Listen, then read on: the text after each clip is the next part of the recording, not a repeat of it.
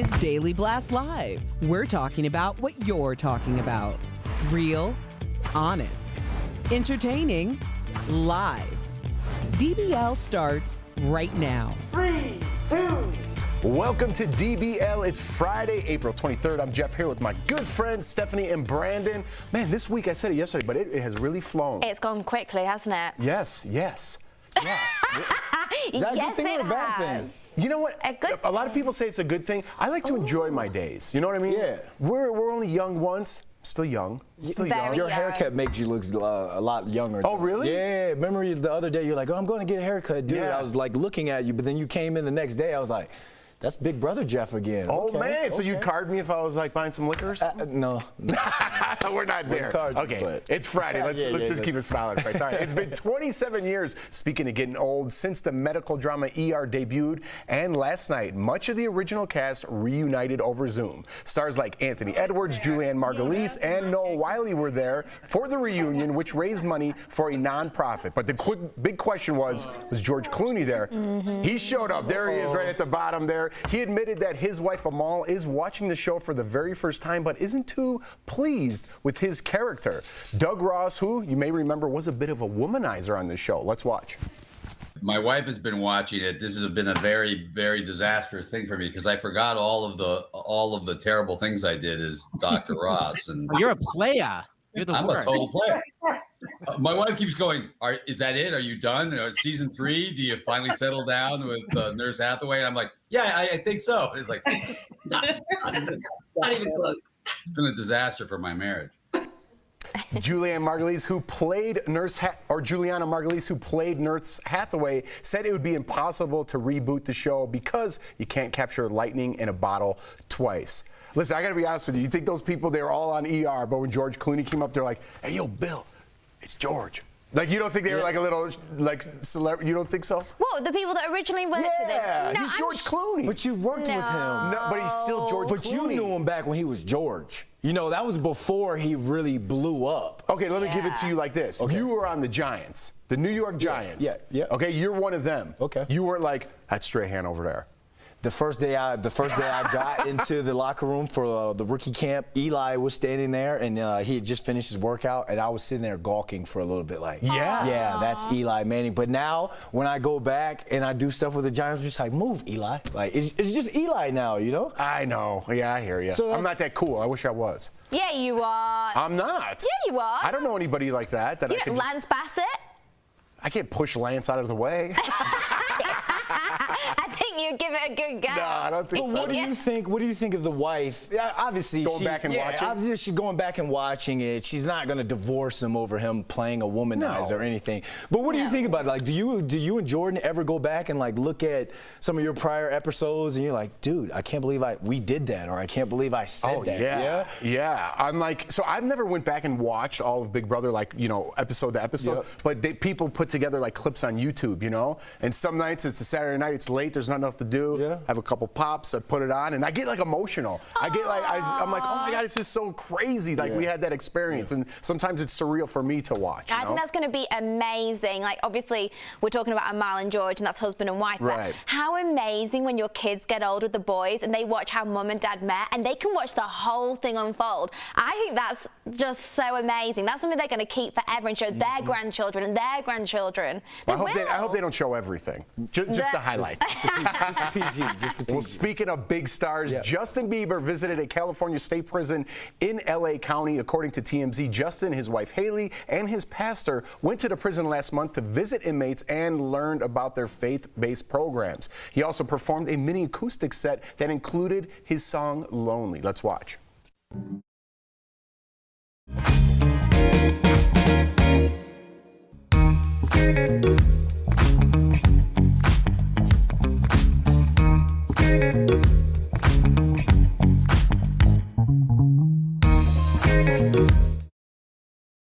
Yeah, man, I'm about to, bro. We're about to go back in the 23-hour lockdown. Give me something. I got peaches down in Georgia. Give me something, bro. Upbeat it a little bit. We got a I Believer over there. agree. I love Justin Bieber, and I love his music since he's been married to Haley and with Haley. I honestly think he's taking it up a notch. Nice. Okay. I do think so, but I think that was a really bad choice. Like, way to make them feel even worse. Yeah, I would leave that one off the playlist. I thought it was really cool that he went there with his pastor, and that his message that he's sending now is such a great message. You know what I mean? I get a lot of stuff for being a big Belieber fan. You know what I mean? But he's doing good things. But just think, that's so relatable to a lot of people who go through our penal system, because they go in there and they find religion. So just think about what he's gone through in life. He didn't make any mistakes that would land him into prison for a long time, but he had to crawl himself out of a bad past, and he was saved. He's kind of born again now. So you're saying, like, you like the music that he has now. A lot of people don't like that when like a rapper or a musician gets off their drugs or gets off of that thing that makes them so dynamic, you know. They don't like that new career, that new path they go with their artistic expression. But a lot of people are really liking this new Bieber. Oh yeah, I think he's amazing. I mean, I know you love Justin, so pre-Baby Bieber. Baby Bieber, I mean, he was cute and everything, but he wasn't really my jam. But now, I mean, I know he's had a really terrible time. Obviously, like, he stopped performing for a very long time, but I feel like he's come out better than ever and even stronger. And I think that's because he's found God, because he's found Haley, and he's in a much better place. And if he can share that and like you said, take that to the prisons, share his experiences and say, hey, look, I've transformed my life, then that's an amazing thing. But like Brendan said, I think other songs may have been a bit more. Would we go as far as to say the new Johnny Cash? Remember when he went to prison and sang some songs? Yeah. There you go. Look at Johnny Cash back in the day. See, he did a full set. That's a concert. Yeah, that's what you want, though. You need something no, like to give. That's a concert. I wish you'd have brought a few more musicians with him. I don't know. Listen, he went there. It's good enough. Everyone was like knocking a it. whole like summer jam in prison. Like I just want it a bit happier. That's all. Okay. No, he was there. He sent a good message. That's what's important. All right. Kim Kardashian is hard at work studying for the bar exam. So Kim posted these photos that we had to put a bar on, studying in a string bikini surrounded by books, flashcards, and her laptop. California offers a path to passing the bar without attending law school. Instead, Kim has taken an apprenticeship with a law firm in San Francisco. Perhaps Kim is channeling her inner Elle Woods. Check out this photo next to Reese Witherspoon in Legally Blonde. Mm-hmm. All right, so what do we think about the bikini photos studying for the bar? Brandon was like holding his head in like almost, I don't know if it was shame or happiness. Because I'm like, can we go back? I want to see what book she was reading. I want to see what book she was reading. She's reading. It was a law book. It was a law book. Nobody knows. Not one person has looked at that photo and looked at the book. Exactly. Thank you. But because I'm not going to be the hater today. I didn't drink my haterade this morning, Stephanie. So here's what I think she's doing. Maybe she is trying to take back that stigma to where it's like, hey, if you're going to be smart, you can still be sexy, you know, in a way, like, no? Of course you can be smart and sexy. No, I know that. Please don't jump on me today, Stephanie. It's Friday. I feel like I'm no, he's offering that question. But you know what I'm saying? Like, do you think it was right of her to take those pictures in a bikini? Because some people might not take her serious if she's doing that. I think that's what I'm saying. I think she doesn't, to be honest. I don't think she cares. Yeah. You got to think, she's not officially legally single, so but I think she's, you know, she's living a freedom. And I think for a long time Kanye was very much like, you know, cover up, I don't like you exposing yourself, and I think she felt very trapped. Maybe that's kind of like I didn't know that, but maybe that's a shot. Oh my gosh, they had some serious arguments and problems, and like Kim would say on the show really regularly, you know, you've always told me to be more sexy, you've picked all my outfits, and all of a sudden now it's not okay. And so they used to fight about that really badly. And there was when it was the Met Gala and she wore Jean Paul Gaultier and she wore a beautiful wet look dress. He originally helped start to design that, and then halfway through said he hated it and he didn't want her to wear it. And anyway, so I think she's trying to embrace it and be like, you know what, that sheds a little light on this photo, though, because now I look at it a different way. Yes. Maybe it's showing, yes, I'm going to pass this bar and do what I want to do and be my own woman. I can be myself, and yes. I'm doing this because you told me I couldn't. I think that's what she's trying to do. Oh, see, that's some different insight. But she's still wearing the Yeezy.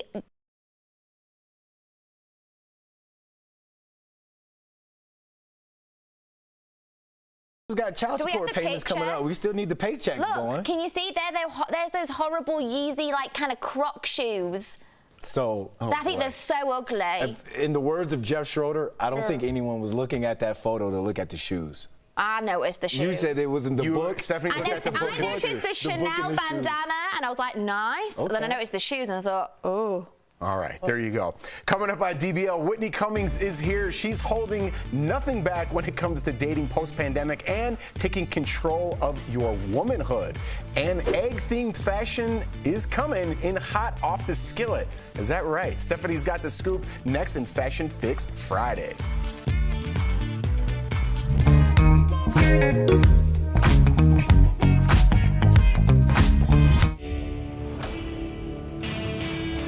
What do we know about the anti-COVID-19 drug Israel is developing? Our sources are the National Institutes of Health, Dr. William Schaffner, an infectious diseases specialist at Vanderbilt University, and Dr. Nayor Barzev, also an infectious diseases expert from Johns Hopkins University. First, our experts say you need to understand how COVID-19 makes people sick.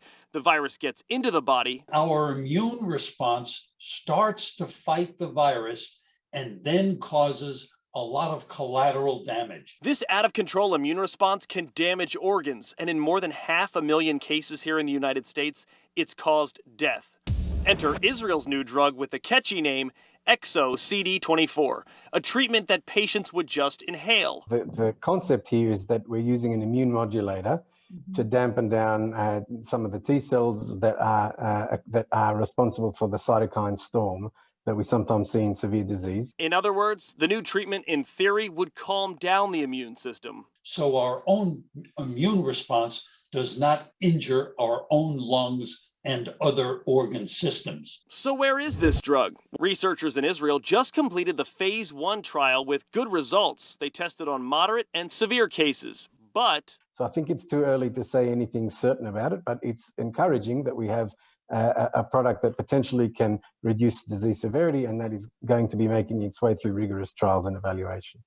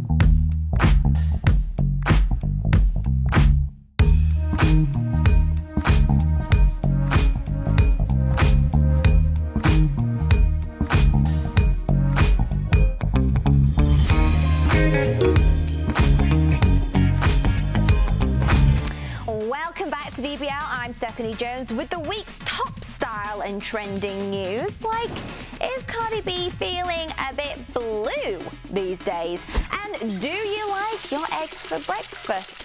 Or for fashion? This hot trend serves it up both ways.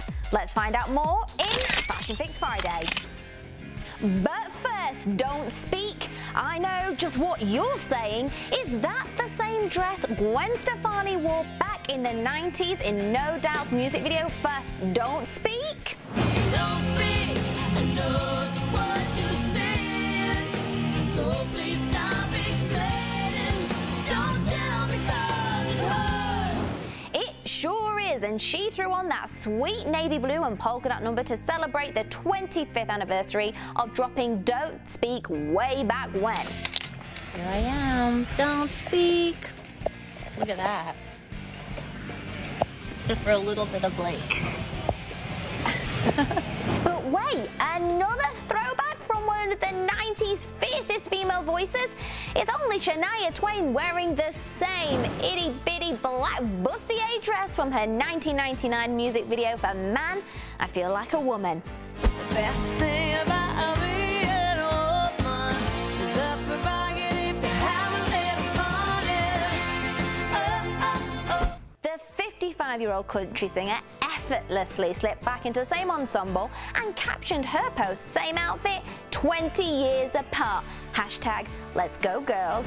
And who else is having fun? Well, it's Cardi B, of course, and today, B stands for Baby Blue. The rapper, who's never been shy when it comes to flaunting her style, recently showed off her brand new $79,000 blue crocodile Hermes Birkin bag, which is just one of many in her collection, which contains over 20 bags. She expertly matched a blue ombre wig to the highly coveted bag, because if you're gonna drop that much money on a bag, you better have a fierce hair flip ready as you strut.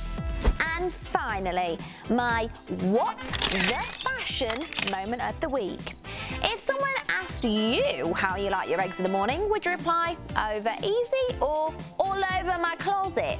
This spring trend has officially hatched, and we'll be seeing egg-inspired colours, egg-shaped clothing, and other egg motifs on fashionistas who, like you and me, have been cooped up for the past year. So, if you're serious about farm fresh fashion, this trend is no joking matter. That's it for your Fashion Fix Friday, and I'll see you around next time. Nearly 110 million people were victims of...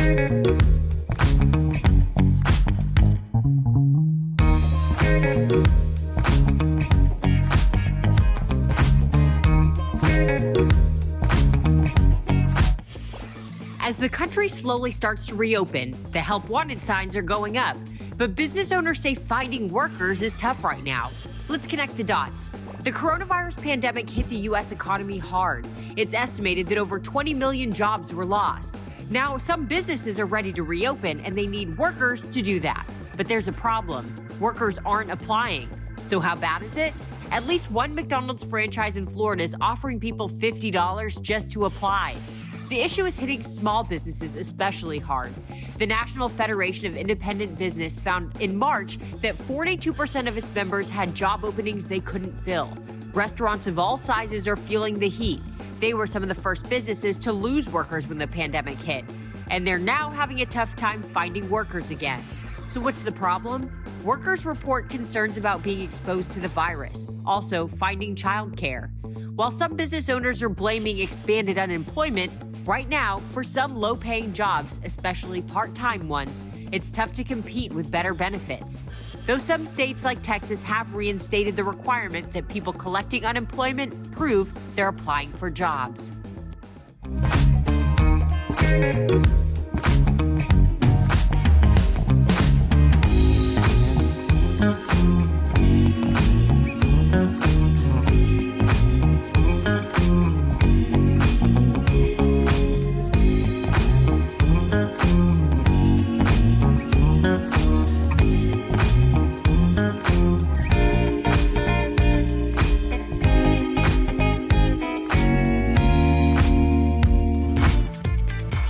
Welcome back to DBL. You know Whitney Cummings from her hilarious sitcoms and stand-up comedy, but you might not know she's on a crusade to help women normalize talking about their bodies. We caught up with her earlier. Take a look.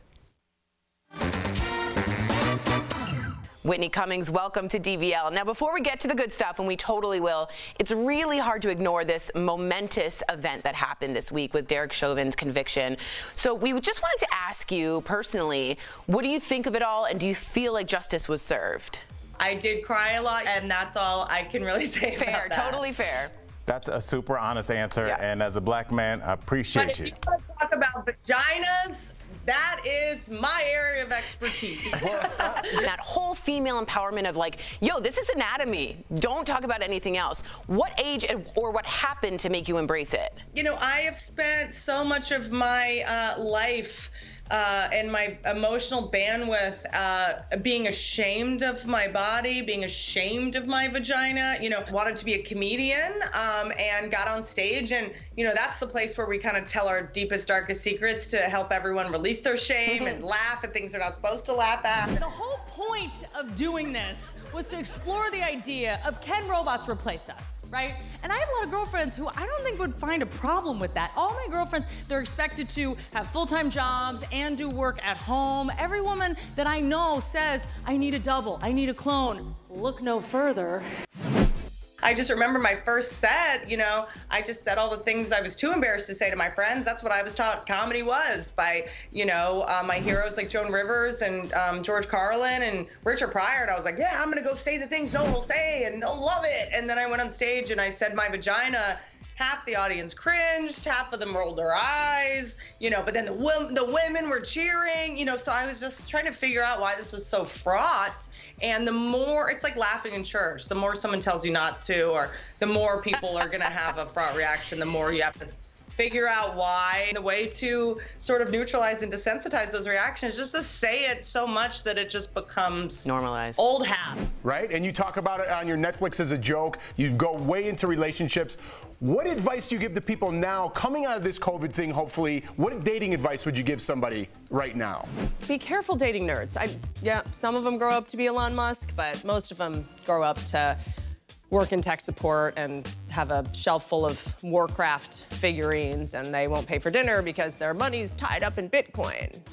A lot of us are rushing into relationships right now because we all thought we were gonna die if we touched a doorknob 8 months ago. So I myself got into a pandemic relationship, and now that we're in the real world and not just lying in bed all day drinking, I'm like, okay, let's go out on dates and let's slow this down and not rush it, because I was like, as soon as we're out of the pandemic, let's get engaged, you know, but this is not real life. Don't forget to check out Whitney's podcast, Good For You, and head over to her website for tour dates. Whitney Cummings, thanks for chatting, and also thanks for stopping by and empowering us women, baby. Amen. Love it. Promotional consideration is brought to you by Help when you fall and can't get help.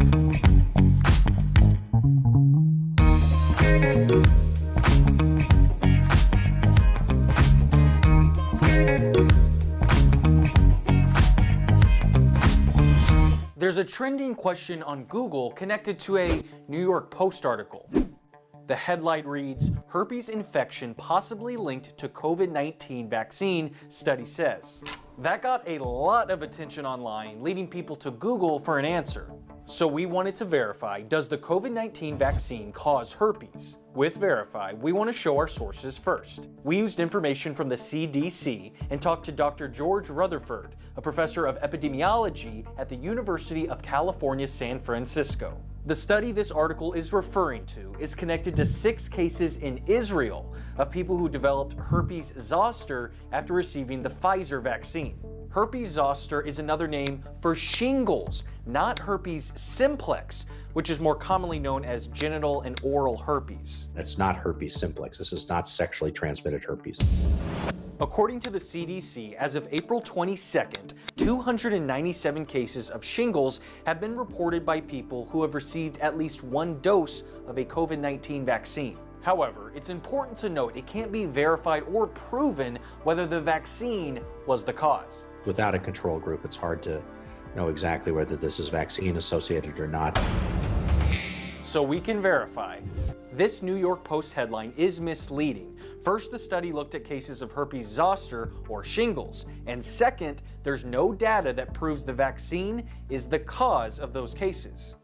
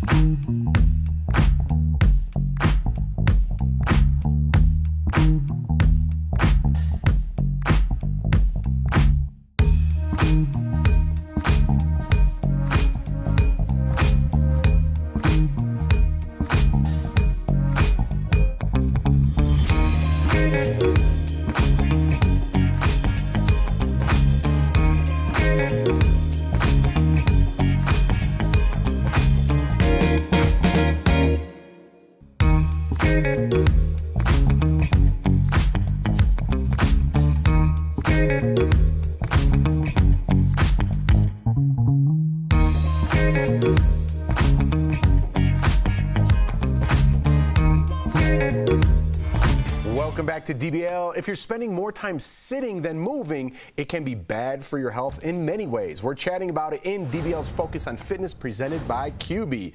So did you know sitting for long periods of time negatively impacts your attention span and makes you more vulnerable to distractions? And sitting a lot can slow down the digestive process. So one simple thing you can do is stand up every 30 minutes just to shake it up a little bit, right? Staying active is so important, and QB has made it easy regardless of physical ability or age. Try their under-desk elliptical at home. Call 1-800-782-2351 or visit QB.com to learn more. I didn't know that if you sit down, it's really bad for your digestion. Meaning, well, I think just moving gets everything moving. I know laying down, but not sitting down. Yeah. That's why, like, after a big Thanksgiving dinner, you got to go for, like, a little walk. Yeah, work it off. Get it going. And you know what you can do to get moving? What? Do the Humpty Hump. Do the Humpty Hump. There you go. Yeah. There you go. Great transition, Thank but you. sad. Before we go, we do have some sad news. Rapper Shock G from the hip hop group Digital Underground has died at the age of 57. He was best known, obviously, like Brandon said, for the hit song The Humpty Dance. Back in 1990, the rapper, whose real name was Greg Jacobs, wore a fake Groucho nose you see there and glasses on stage. He was found unresponsive in a hotel room in Tampa yesterday afternoon. There was no official cause of death as of yet. May he rest in peace. And That's my, like when I do karaoke. Yes. Shock G, Humpty Dance, that's what I go to. I mean, he put Tupac on the map. Yep. He was, so I mean, a legend, and we're celebrating it, which is a good thing in my mind, right? Yeah, I mean, there are people like from the DMX. At least the greatness that he did in the world, but yes. from the people who are passing away, there's a reason why it resonates and it hits us so much. Because especially when it comes to music, you got us through a period of time, or you took us through an experience. And for a song like the Humpty Dance, we were in the clubs or the bars back in the day having a great time. So it's like, yeah, we lost one of our legends, but it's like we're sending you away with a big thank you. Thank you for those memories. And how cool. I mean, way too young at 57, right? Yeah. But how cool to have that song live on in eternity. Do it. Do the Humpty, Stephanie. Do the Humpty Hump. There you go. There you go. Stephanie's doing it. DBL is new every day. Have a great weekend, everybody. We'll see you Monday. Do the Humpty Hump.